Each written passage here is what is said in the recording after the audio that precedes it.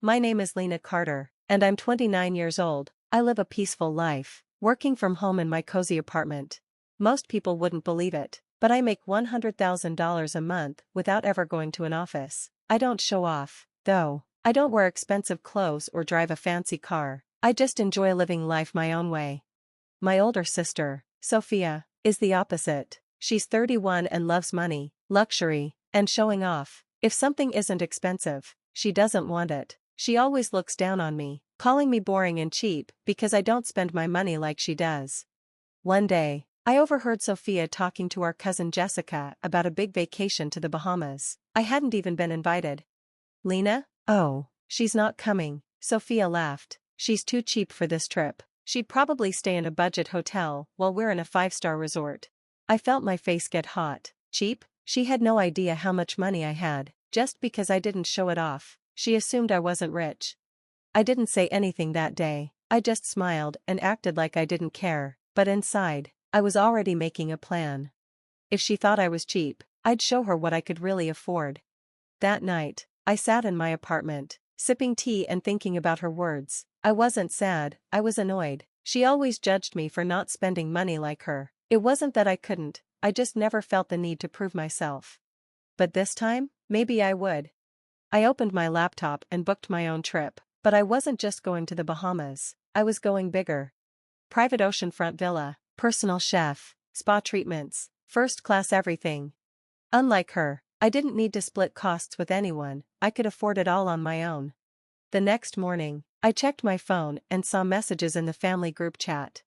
Can't wait for the Bahamas trip. Who's ready for luxury? Sophia wrote.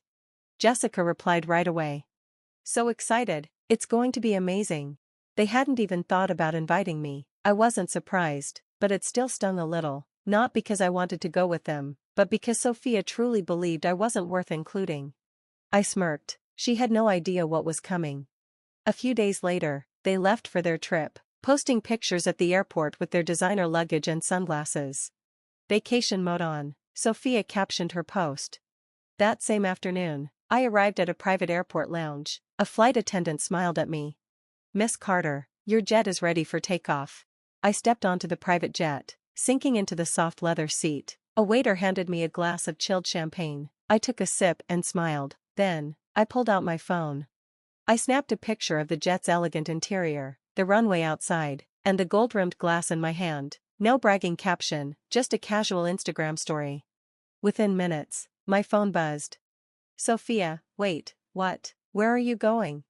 I smiled and didn't reply. I could imagine her reaction, shocked, confused, trying to figure out what was happening. As the jet took off, I leaned back and enjoyed the ride, let her wait. When I landed in the Bahamas, a private driver took me straight to my oceanfront villa. It was breathtaking, white marble floors, floor-to-ceiling windows, and an infinity pool overlooking the ocean. A personal chef had already prepared fresh seafood and tropical fruit for me. I kicked off my shoes and stepped onto the balcony, breathing in the salty air. This was the kind of luxury Sophia loved to show off. But I didn't need to brag, I just lived it. After settling in, I turned my phone back on. Messages flooded in. Sophia, Lena, seriously, where are you? Sophia, did you just take a random jet pic for Instagram, or is this real? Jessica, OMG, did you fly private?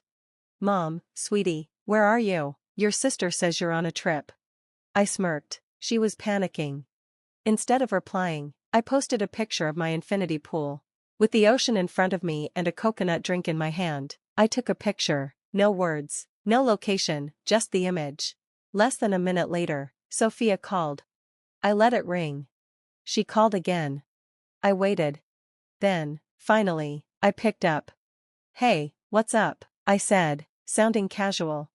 Lena, where are you? Her voice was sharp, but I could hear something else, shock, maybe even jealousy. Oh, just on a little trip, I said lightly, needed a break. She was quiet for a moment. Then, you flew private? I sipped my drink, letting her process it. Another pause, then, she laughed, but it didn't sound real. Wow. I just didn't think you were the type to spend like that. I smiled. Well, I don't usually feel the need to impress anyone. Silence. I knew she was trying to figure out how I had managed this. Then she said, maybe we can meet up? We're at the Blue Sands Resort. You should come by. I almost laughed. Now that she knew I was in luxury, she suddenly wanted to see me. I said, pretending to think. I don't know if I'll have time. I have a yacht day tomorrow and a private island trip after that. But maybe, if I'm free. The silence on her end told me everything. She finally let out a short, forced laugh. Oh wow, a yacht and a private island, that's unexpected. Yeah, I said, swirling the ice in my drink, figured I'd treat myself. I could tell she wanted answers. She had always seen me as the quiet, simple one, the one who didn't spend much, the one she never invited because she thought I couldn't afford it. Now, she was realizing she was wrong. She tried again, sounding casual. Who are you on this trip with? I smiled. I knew what she was thinking. If I had rich friends, it would explain everything. If a boyfriend had taken me, it would make sense.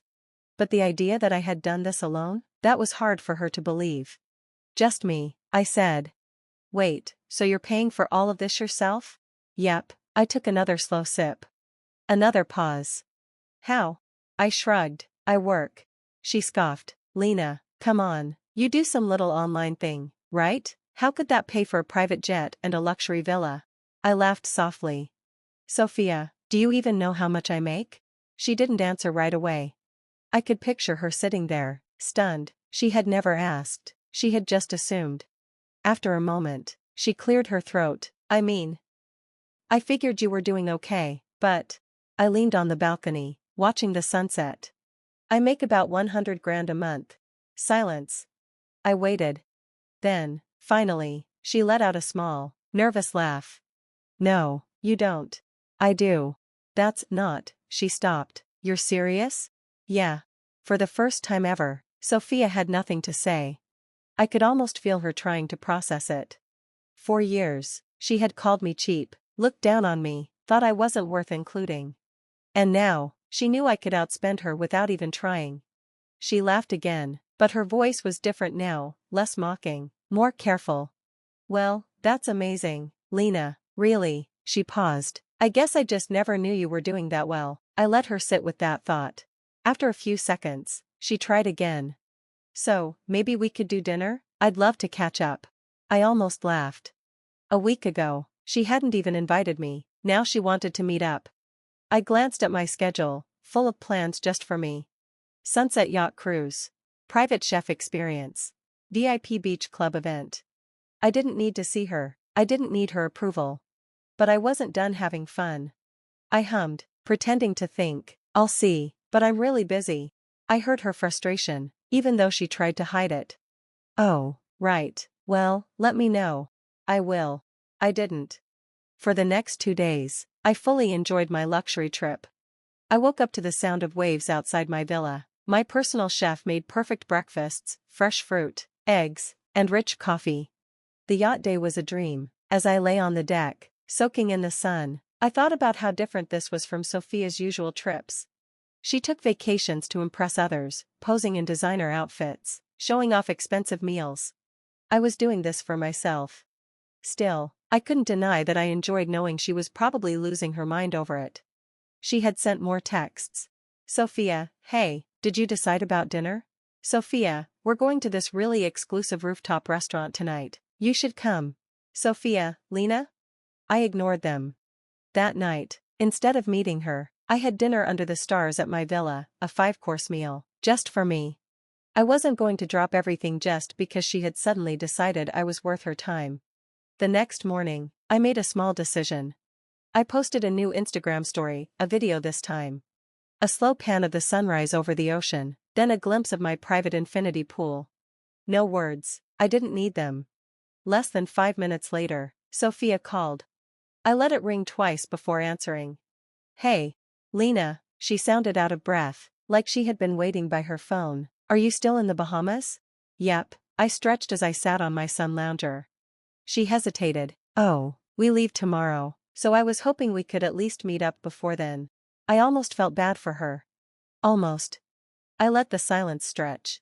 Then I said, funny, a week ago, you didn't think I was worth inviting on this trip. She laughed awkwardly. Come on, Lena, that wasn't. It was exactly what you said, I interrupted. My voice calm. I heard you. You called me cheap. You laughed about it. She went quiet. I wasn't angry anymore, not even hurt. I just wanted her to sit with it. After a moment, she sighed. Okay, I messed up. I shouldn't have said that. I waited. She exhaled sharply. Anne, I shouldn't have left you out. That was the apology I had been waiting for. Not because I needed it, but because she needed to say it. Thanks, I said simply. She hesitated. So, dinner tonight? I smiled, shaking my head. No, I've got plans. Oh, she said, sounding disappointed. I let that sit.